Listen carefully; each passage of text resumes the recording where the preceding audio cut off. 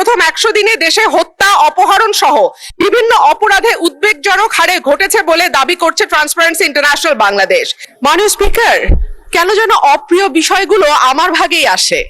গতকাল টিআইবি একটি রিপোর্ট দিয়েছে, সেই রিপোর্টে বলা হচ্ছে সরকারের 100 দিনে 605টি খুন। আমি আশা করেছিলাম মাননীয় স্বরাষ্ট্রমন্ত্রী আজকে এখানে উপস্থিত থাকবেন, কিন্তু আমি সামনে তাকিয়ে দেখলাম মাননীয় স্বরাষ্ট্রমন্ত্রীর আসনটি খালি, অর্থাৎ তিনি উপস্থিত নাই। কি আর করা, তার অনুপস্থিতিতেই বলি। সরকারের প্রথম 100 দিনে দেশে হত্যা, অপহরণ সহ বিভিন্ন অপরাধে উদ্বেগজনক হারে ঘটেছে বলে দাবি করছে ট্রান্সপারেন্সি ইন্টারন্যাশনাল বাংলাদেশ। এই সময় দেশে 605টি খুন, 196টি অপহরণের ঘটনা ঘটেছে বলে জানায় সংস্থাটি।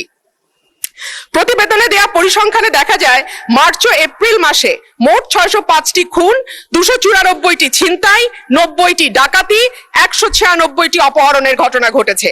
একই সময় পুলিশের উপর হামলার ঘটনা ঘটেছে 129টি, চুরির ঘটনা 2214টি। এছাড়া নারী ও শিশু নির্যাতনের ঘটনা ছিল 3496টি। আলোচিত সময় ধর্ষণের শিকার হয়েছে 78 থেকে 102 জন, গণধর্ষণের শিকার 30 থেকে 36 এবং ধর্ষণের শিকার শিশুর সংখ্যা 49 থেকে 71 জন। মাননীয় স্পিকার, আমাদের এই পরিসংখ্যানটি স্পষ্ট করে দেয় বাংলাদেশে গত 3 মাসে আইন শৃঙ্খলা পরিস্থিতির অবস্থা কি। আমি বলেছিলাম যে এই সরকারের অর্থনীতি এবং আইন শৃঙ্খলা এই দুটো বিষয়ে যারা মন্ত্রণালয়ের দায়িত্বে আছেন তাদের উপরে নির্ভর করবে 50 ভাগ এবং বাকি 50 ভাগ অন্যান্য মন্ত্রণালয়ের উপরে, যে এই সরকারটি কতটুকু সফল বা ব্যর্থ হবে। আজকে মাননীয় স্বরাষ্ট্রমন্ত্রী সংসদে উপস্থিত থাকলে আমার পক্ষে সহজ হতো আরো স্পষ্ট করে বলা যে এই সরকারের সফলতার 50 ভাগ দায় অর্থ এবং স্বরাষ্ট্রমন্ত্রীর উপর নির্ভর। যদি আপনি শুনতে চান আমি ফার্সিও বলতে পারি, উর্দুও বলতে পারি, সেটা ইট ইজ ইউর লিবার্টি, আপনি শুনবেন কিনা। না, ফর ইউর নলেজ, আমার হিন্দিতেও ডিপ্লোমা আছে, উর্দুতেও ডিপ্লোমা আছে, ফার্সিও কুচকুচ জানে, আরবিও কুচকুচ। মাননীয় বিরোধী দলীয় নেতা হিসেবে আজকে বক্তব্য না রেখে একজন জাতীয় নেতা হিসেবে বক্তব্য রেখেছে। লফজে নরমে নাজুক বেআসার তাদের উপর আর কি, তার মানে বলে বলবো নাকি। এখন বক্তব্য রাখার জন্য আহ্বান জানাচ্ছি সর্বশেষ বক্তা মাননীয় স্বরাষ্ট্রমন্ত্রী সালাউদ্দিন আহমেদ। বিরোধী দলের নেতা 15 মিনিট বলেছেন, you take your time. Thank you. এটাও দেখা যায় না যে বিরোধী দলের এরকম কথা শুনেছি। ধন্যবাদ মাননীয় স্পিকার। আমি কি একটু 274 এর 1 মিনিট কথা বলতে পারবো যদি আপনি? হ্যাঁ, বলতে পারবেন মাননীয় মন্ত্রী। সর্বশেষে উনি একটি প্রস্তাব দিয়েছেন, সংসদীয় টাস্ক ফোর্স গঠনের কথা বলেছেন, সে ব্যাপারে ইচ্ছা করলে আপনি রেসপন্ড করতে পারেন। আমি লিখে রেখেছি টাস্ক ফোর্স, ওনার প্রত্যেকটা বক্তব্য আমি লিখে রেখেছি। তিনি বলেছেন তো যে হৃদয়ের কথা বলিতে ব্যাকুল, আমরাও শুধু আইলে না কেহ বলবো না, আমরাও শুনিতে চাইছি। মানে স্পিকার 274 হচ্ছে আমাদের মাননীয় সংসদ সদস্য নাজিবুর রহমান সাহেব। I appreciate his sense of humour. উনি বলেছেন যে স্বরাষ্ট্রমন্ত্রী এক ব্যক্তির গাড়িতে চড়ে সম্বর্ধনা নিয়েছেন। স্বরাষ্ট্রমন্ত্রী কোনো ব্যক্তির গাড়িতে চড়ে সম্বর্ধনা নেয়নি। মানে স্পিকার, এটা একটু এক্সপান্স করুন। বিদেশ থেকে যখন এসছে আমি আমার গাড়িতে করে সম্বর্ধনা নিয়েছি। আমার 4টি গাড়ি আছে, আমার 4 জন ড্রাইভার আছে, খুব একটা গরিব মানুষ না। কক্সবাজার যখন আমি গিয়েছি লক্ষ লোকের সমাবেশ হয়েছিল, কোনো গাড়ি বিমানবন্দরে তেমন ঢোকার সুযোগ হয়নি। অনেক লোকের মাইক্রোবাস জিপ টিপ ছিল, একটাতে উঠলাম, ওটাতে কেউ উঠতে দিল না মাইক্রোবাস, আরেকটাতে উঠলাম, আরেকটাতে 5 নম্বর গিয়ে বলে যে এটাতে উঠেন। পরে দেখা গেল সেটা একটা কোনো ব্যক্তির নামে না, 17-18 বছর আগের গাড়ি, সেটা ট্রান্সফার হয়েছে যার নামে। সেই ব্যক্তি আমার এলাকায় বাড়ি, সে আগ্রহ করে বললো এখানে ওঠেন। ওখানে আমার উচ্ছেদে বহু দামি গাড়ি উপস্থিত ছিল, কিন্তু পৌঁছাতে পারেনি। সেটা আমি জনগণের সামনে, দেশবাসীর সামনে তারপরেও দুঃখ প্রকাশ বলেছি, এটা আমার ভুল হয়েছে যে আমি অন্য কোনো গাড়িতে উঠতে যেয়ে এই গাড়িতে আমার সমর্থকরা উঠিয়েছে, এবং সেটা কোনো ব্যক্তির নামে গাড়ি না। তারপরেও যদি এটা ভুল হয়ে থাকে আমি জাতির সামনে দুঃখ প্রকাশ করেছিলাম, কিন্তু সেটা ক্লিয়ার হয়ে গেছে ওই সময়। সেটা একটা পুরাতন ইস্যু এবং সেটা আমার মনে হয় মাননীয় স্পিকার আপনি এক্সপান্স করতে পারেন, এটা আমার অনুরোধ। তবে তার সেন্স অফ হিউমারকে আমি আগামীবারও স্বাগত জানাবো। এভাবেই পার্লামেন্টে উইট করা দরকার। মাননীয় বিরোধী দলের নেতা বসে চলে গেলেন কেন জানি না, ওনার উদ্দেশ্যে অনেক কথা বলার ছিল। এখন আচ্ছা হয়তো আসছে স্যার, ধন্যবাদ। আমি আজকের পার্লামেন্টে দাঁড়িয়ে চিন্তা করছি এইরকম একটা পার্লামেন্ট দেখার জন্য সারা জাতি অপেক্ষা করছে কিনা। মানে স্পিকার তিনি আজকে যে প্রস্তাবটা নিয়ে এসছেন, পার্লামেন্টকে ভাইব্রেন্ট করেছেন, তার এই ভাইব্রেন্ট প্রপোজালের জন্য তাকে প্রথমে আমি ধন্যবাদ জানাই। তিনি হৃদয়ের কথা বলিতে চাহিয়াছেন, সারা জাতি শুনিতে চাইতেছে, আমরাও। তিনি মাননীয় বিরোধী দলের নেতা হিসেবে আজকে বক্তব্য না রেখে একজন জাতীয় নেতা হিসেবে বক্তব্য রেখেছেন। তাই বলে কালকেরটা ভুলে যাবেন না, আমি আস্তে আস্তে বলব। মানে স্পিকার, আমাদের যেমন মাননীয় সদস্য মনিরুল চৌধুরী বক্তৃতা দিলে গোল কোন দিকে দিবে বোঝা যায় না, কিছুক্ষণ ওইদিকে গোল দিলে তো কিছুক্ষণ আবার আমাদের দিকে দিল। তা আমি অবশ্য আজকে কোনো দিকে গোল দিতে চাই না। আমরা শ্রমবাজার শুরু করতে দেখেছি শহীদ রাষ্ট্রপতি জিয়াউর রহমানকে। সেটা আজকে বাড়তে বাড়তে সারা দুনিয়ায় বিস্তৃত হয়েছে। তার এই দূরদৃষ্টি আমাদের জাতিকে রেমিটেন্সে সমৃদ্ধ করেছে। মাননীয় বিরোধী দলের নেতা বলেছেন তাদেরকে আমরা রেমিটেন্স যোদ্ধা বলি, তারা যেন বীরের মর্যাদা পায়।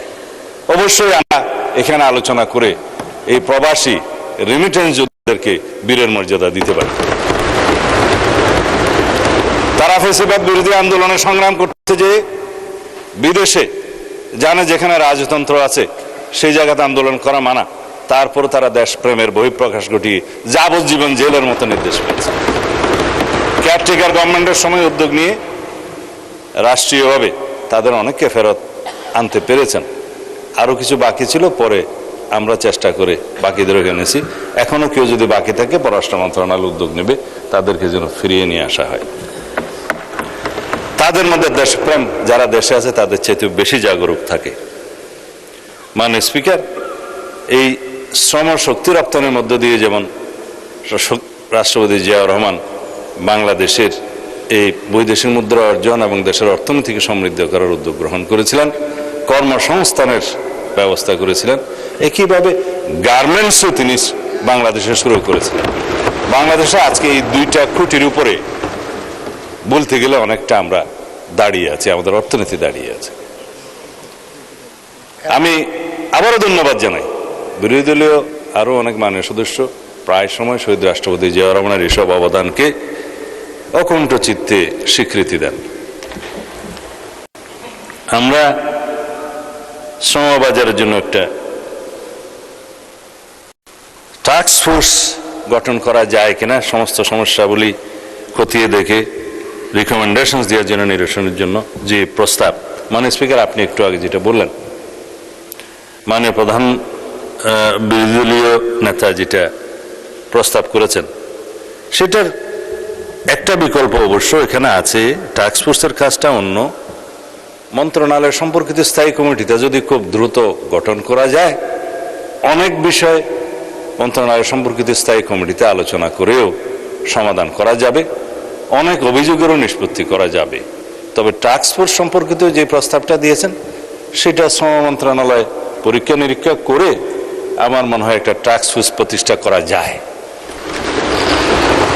আর তাদেরকে বিমানবন্দর সহ সমস্ত জায়গায় যাতে যথাযথ সম্মান প্রদান করা হয় এবং অগ্রাধিকার দেওয়া হয়, সেই বিষয়টি স্বরাষ্ট্র মন্ত্রণালয়, শ্রম মন্ত্রণালয় মানে প্রবাসী কল্যাণ মন্ত্রণালয় এবং পররাষ্ট্র মন্ত্রণালয় সম্মিলিতভাবে সিভিল এভিয়েশন মিনিস্ট্রি সহ একটা ওয়ার্কিং কমিটি করে আমরা সেই কাজটা করতে পারি, সেটা সরকারি পর্যায়ে। এটা যদি আপনারা, আমার মনে হয় এটাও আপনারা অ্যাড্রেস করতে চেয়েছেন, এটাও আমরা করতে পারি আমাদের প্রবাসী বন্ধুদের জন্য।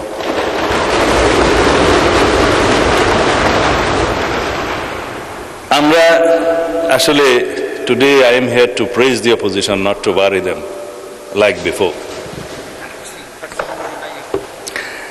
আমাদের মালয়েশিয়া মাননীয় প্রধানমন্ত্রীর ফার্স্ট ভিজিট নির্ধারিত হয়েছে। তার মানে এই না যে মানে মালয়েশিয়া ফার্স্ট, এটার গুরুত্ব তিনি দিয়েছেন। মালয়েশিয়ার শ্রমবাজার উন্মুক্ত করার জন্য আমাদের 2 জন মন্ত্রী এবং উপদেষ্টাকে মালয়েশিয়া পাঠিয়েছিলেন। সরকারের উচ্চ পর্যায়ে তাদের সাথে আলাপ আলোচনা হয়েছে যে কিভাবে শ্রমবাজার উন্মুক্ত করা যায়, আরো বেশি শ্রমশক্তি বাংলাদেশ থেকে প্রেরণ করা যায়। তিনি এই বিষয়টায় খুবই মনোযোগ দিয়েছেন মাননীয় প্রধানমন্ত্রী। অবশেষে তাদের আমন্ত্রণে, মালয়েশিয়া সরকারের আমন্ত্রণে তিনি প্রথম মালয়েশিয়া যাচ্ছেন। উদ্দেশ্য অনেকগুলোর মধ্যে এটা প্রধানতম। ফ্যাসিবাদী সরকারের সময় মাননীয় স্পিকার অনেকে এটাকে বহুল আলোচিতভাবে আদম ব্যবসা হিসেবে পরিচিত করে, শব্দ দুটো সম্মানিত নয়, সেজন্য আমি এখানে ব্যবহার করতে চাই না, কলঙ্কিত করেছে। অনেক ক্ষেত্রে মানব পাচারও করেছে, অনেক ক্ষেত্রে অর্থ পাচার করেছে। যারা জড়িত এই সমস্ত কর্মকাণ্ডে তাদের 100 জনের বিরুদ্ধে কয়েকদিন আগে একটি মামলায় চার্জশিট প্রদান করা হয়েছে মাননীয় স্পিকার। এগুলো গৃহীত ব্যবস্থা। আর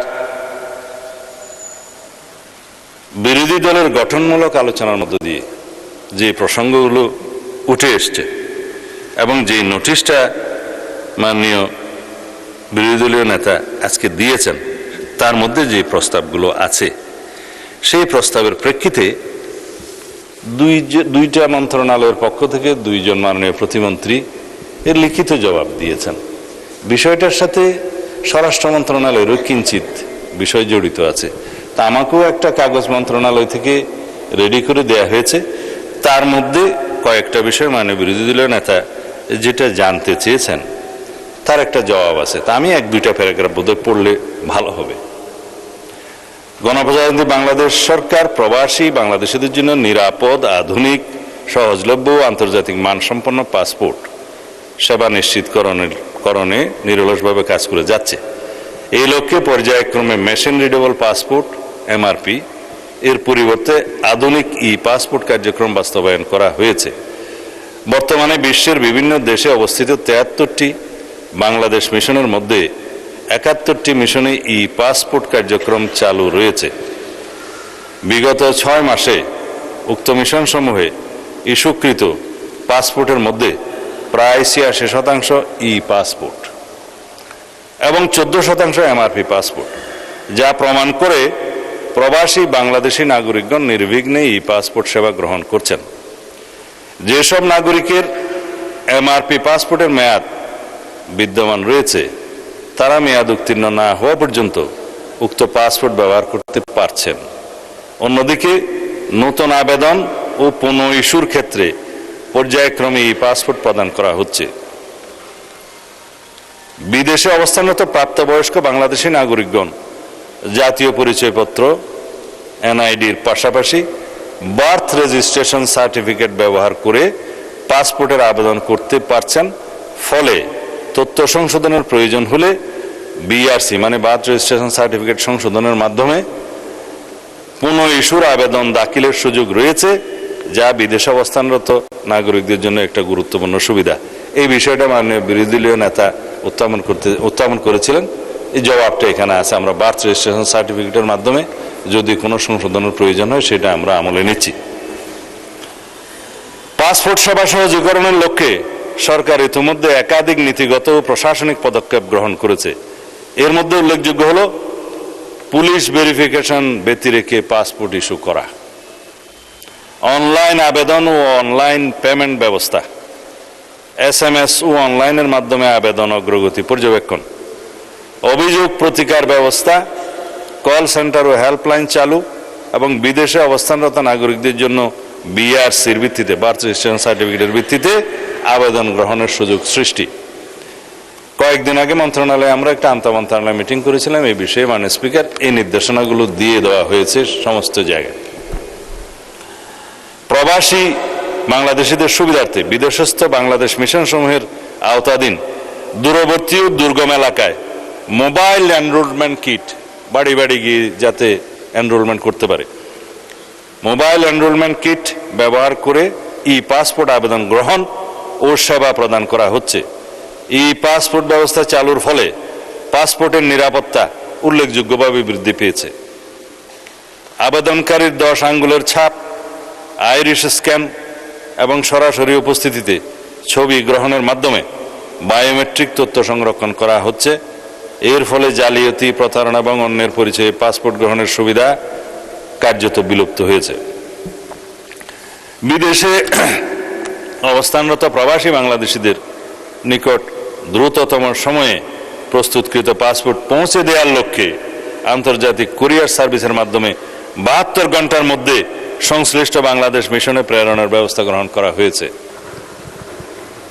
এছাড়া অবশিষ্ট বাংলাদেশ মিশন সমূহেও পর্যায়ক্রমে ই পাসপোর্ট কার্যক্রম সম্প্রসারণের কাজ চলমান রয়েছে।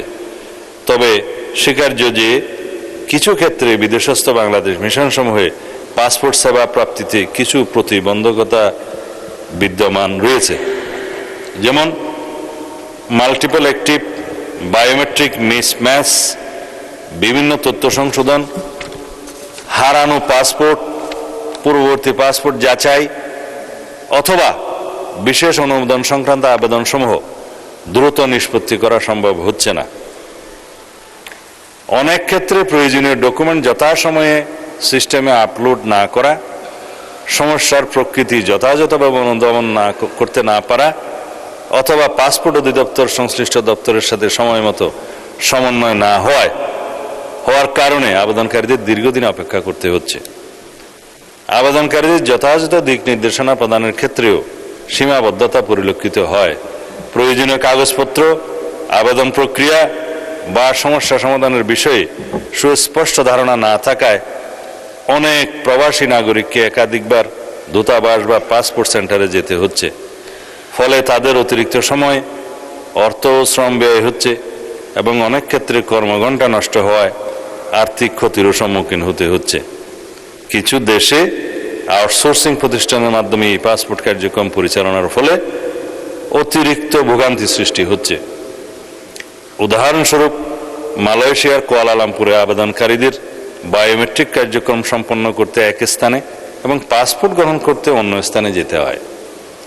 পরবর্তীতে পাসপোর্ট অ্যাক্টিভেশনের সময় পুনরায় আউটসোর্সিং প্রতিষ্ঠানে যেতে হয়।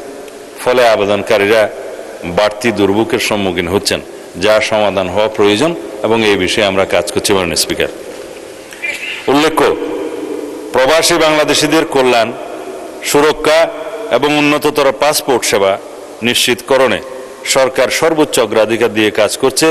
ভবিষ্যতে এই কার্যক্রম অব্যাহত থাকবে। মাননীয় স্পিকার, মাননীয় বিরোধী দলীয় নেতা কয়েকটা স্পেসিফিক প্রস্তাব দিয়েছেন।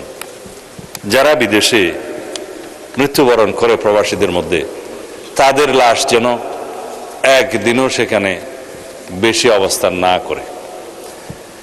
বাংলাদেশের দূতাবাস সমূহ যাতে তড়িৎ গতিতে সেই ব্যবস্থাটা গ্রহণ করে, পররাষ্ট্র মন্ত্রণালয় থেকে সেটা একদম স্ট্যান্ডিং অর্ডার দেয়া আছে এবং আমাদের নজরে যখন আসে, পত্রিকান্তর অথবা অন্য কোনোভাবে আসে, আমরা সেটা খুব দ্রুততম সময়ের মধ্যে সেটা অ্যাড্রেস করি। কিছুদিন আগে দেখেছেন আমাদের মাননীয় পররাষ্ট্র প্রতিমন্ত্রী সেরকম একটি লাশ গ্রহণ করতে এখানে এয়ারপোর্টে এসেছেন, এটা জাতীয়ভাবে সংবাদে দেখা গেছে। যে কোনো বিদেশি এই যে লিবিয়া এবং লিবিয়া হয়ে ইটালি যাওয়ার যে প্রবণতা লক্ষ্য করা গেছে, আমাদের কিছু কিছু দালালের খপ্পরে পড়ে কিছু কিছু ভাইয়েরা এই ভূমধ্য সাগর পাড়ি দিতে গিয়ে তারা খুব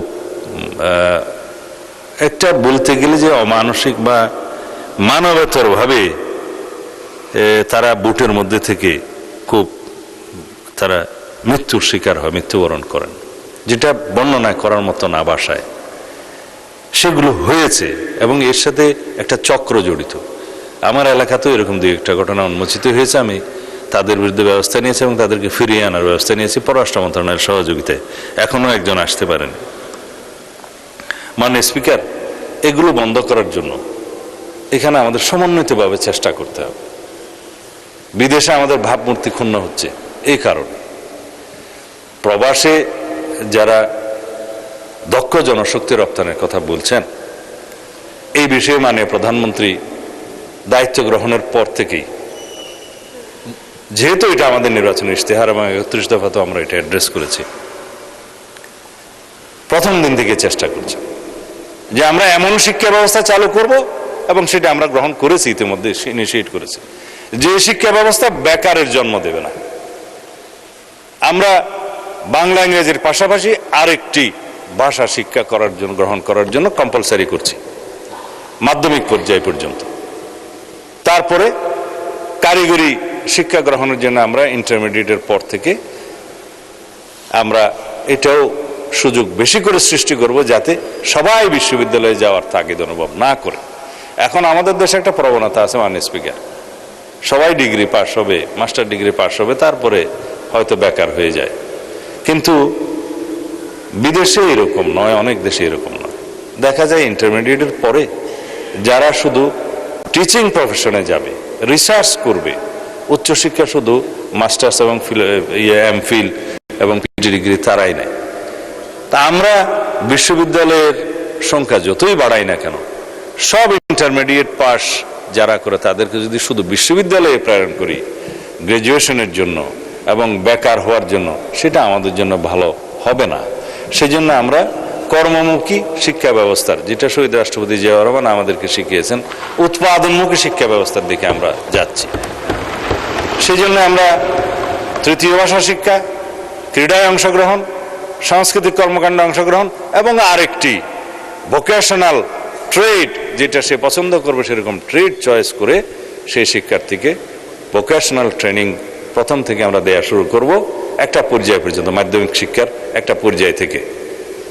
এভাবে আমরা দক্ষ জনশক্তি সৃজন করে সারা বাংলাদেশের, এখন 18 কোটি বলি বা 20 কোটি মানুষ বলি, যেহেতু সেন্সাসটা পরে আর হয় নাই, সকল মানুষের দুই হাতকে আমরা কর্মের হাতে পরিণত করতে পারবো, যেটা আমাদের মাননীয় প্রধানমন্ত্রী উদ্যোগ গ্রহণ করেছেন। বিরোধী দলীয় নেতা তালি দিতে চেয়েছিলেন, সে পরে দেন।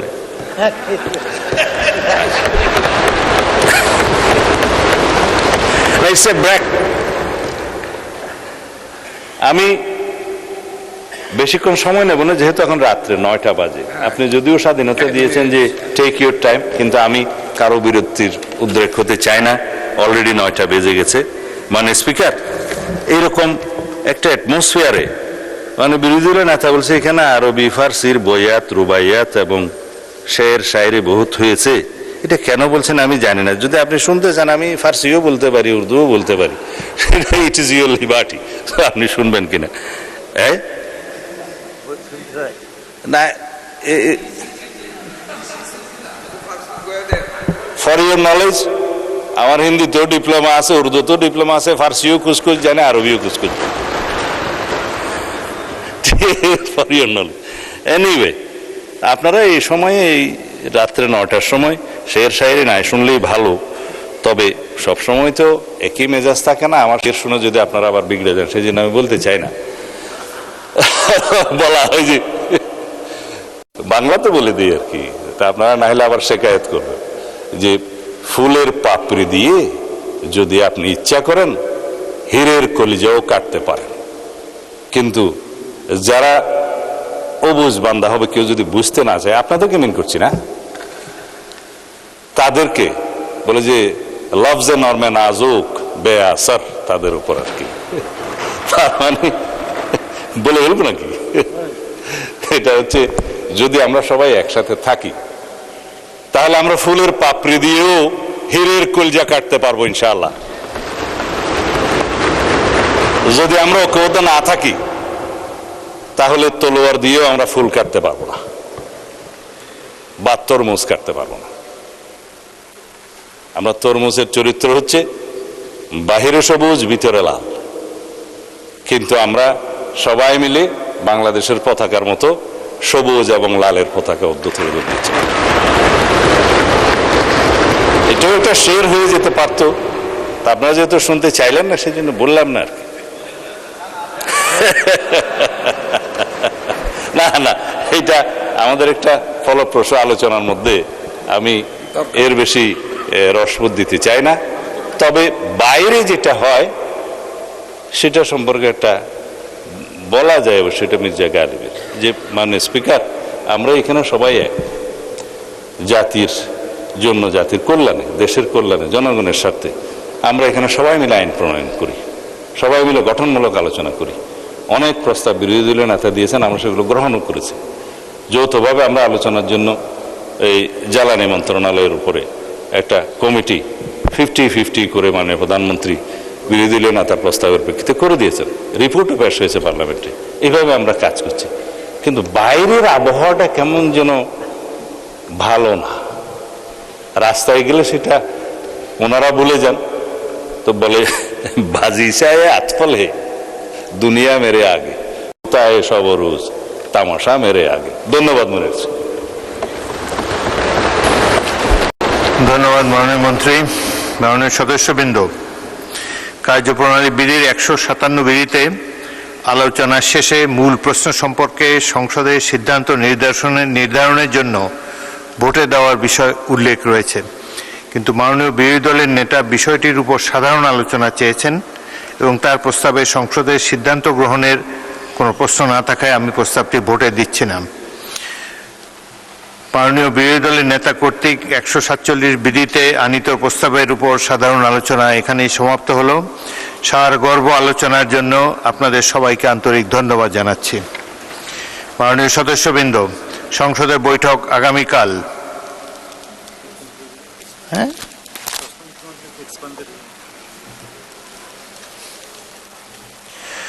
মাননীয় স্বরাষ্ট্রমন্ত্রী এক্সপাঞ্জ করার জন্য যে বক্তব্য রেখেছেন, আমরা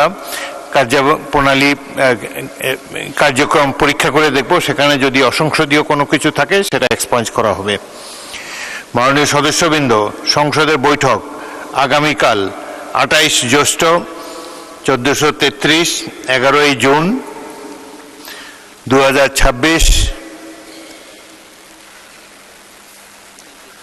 রোজ বৃহস্পতিবার বিকাল 3 ঘটিকা পর্যন্ত মুলতবি করা হলো। আপনাদের সহযোগিতার জন্য আন্তরিক ধন্যবাদ। বাংলাদেশ জিন্দাবাদ।